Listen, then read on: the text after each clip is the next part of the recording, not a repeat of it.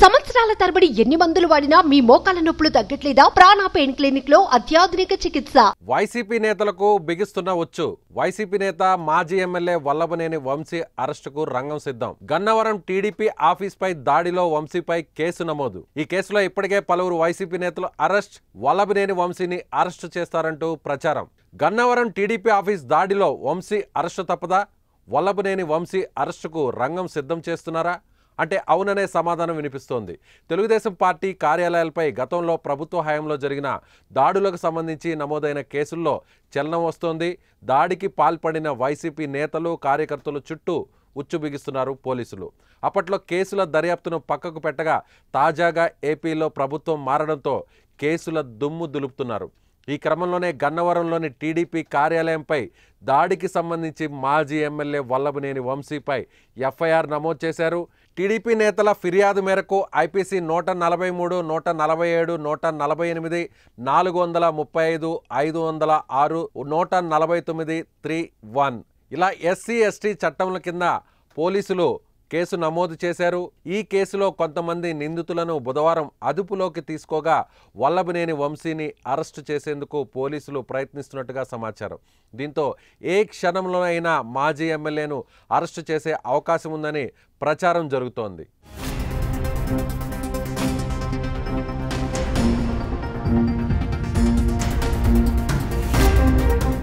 అప్పట్లో వంశీ కనుసన్నల్లోనే ఈ దాడి జరిగినట్టుగా టాక్ నడిచింది. వంశీయే ప్లాన్ చేసి మరీ దగ్గరుండి గన్నవరంలోని టీడీపీ ఆఫీస్పై దాడి చేయించారని ఆరోపణలు పెద్ద ఎత్తున వచ్చాయి. కార్యాలయంలోని ఫర్నిచర్ను ధ్వంసం చేయడమే కాక పెట్రోల్ బాంబులతో కూడా దాడులు చేశారని టీడీపీ నేతలు కార్యకర్తలు అప్పట్లో ఆరోపించారు. టీడీపీ ఆఫీస్ ముందున్న కారును కూడా వంశీ వర్గీయులు తగలబెట్టారు. ఈ గొడవలో అప్పటి పోలీసులు టీడీపీ వాళ్ళను అరెస్టు చేశారు. టీడీపీ కీలక నేత కొమ్మారెడ్డి పట్టాభిరామ్ను అరెస్ట్ చేసి థర్డ్ డిగ్రీ కూడా ప్రయోగించారు. అయితే తాజాగా కేసు రీఓపెన్ తర్వాత వైసీపీ నేతలపై కేసులు నమోదవుతున్నాయి. అటు మంగళగిరిలో టీడీపీ కేంద్ర కార్యాలయం దాడి కేసులో అరెస్టు భయంతో ఏపీ హైకోర్టుకు వైఎస్ఆర్సీపీ నేతలు క్యూ కడుతున్నారు. కీలక నేతల్లో సజ్జల రామకృష్ణారెడ్డి, మాజీ ఎమ్మెల్యే ఆళ్ల రామకృష్ణారెడ్డి, తలసిల రఘురాం, అలాగే దేవినేని అవినాష్, మాజీ ఎమ్మెల్సీ అప్పిరెడ్డి బెయిల్ కోసం హైకోర్టులో పిటిషన్లు దాఖలు చేయగా వారికి ఊరట లభించింది. తదుపరి విచారణ వరకు ఎలాంటి చర్యలు తీసుకోవద్దంటూ పోలీసులకు కోర్టు ఆదేశించింది. దీనిపై తదుపరి విచారణను ఈ నెల 16కు వాయిదా వేస్తున్నట్టు కోర్టు తెలిపింది.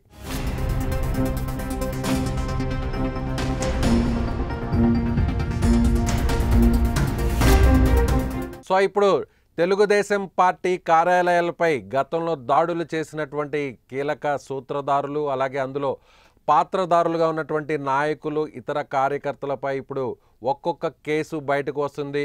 మొన్నటి వరకు తొక్కిపెట్టినటువంటి ఈ కేసులను ఒక్కసారిగా బూజు దులిపి అధికారులు తెర మీదకు తీసుకొస్తున్నారు.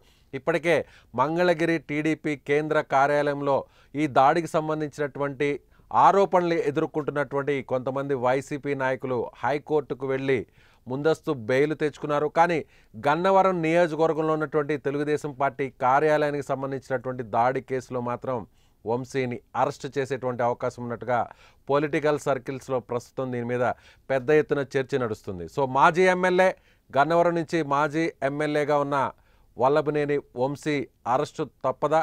సో దీనిపై మరికొన్ని గంటల్లోనే క్లారిటీ వచ్చేటువంటి అవకాశం ఉంది.